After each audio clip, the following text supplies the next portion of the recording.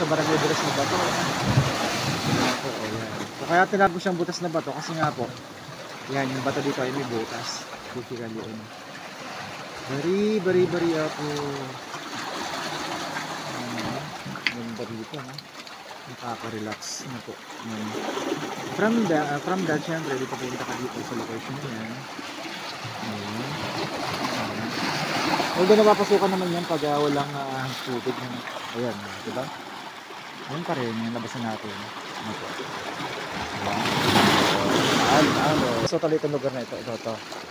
Ito hindi mo siya nahibas. No? Kaya lang bumababaw po siya pag low tide. Ano? Kasi pa low tide po siya ngayon. Ano po? Ayan.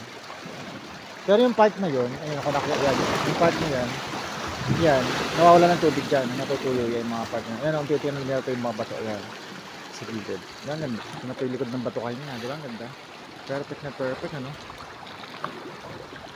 Perfect view. Ganda ng rock formation. Sobra. Nakaka-amaze. Ayun, di ba?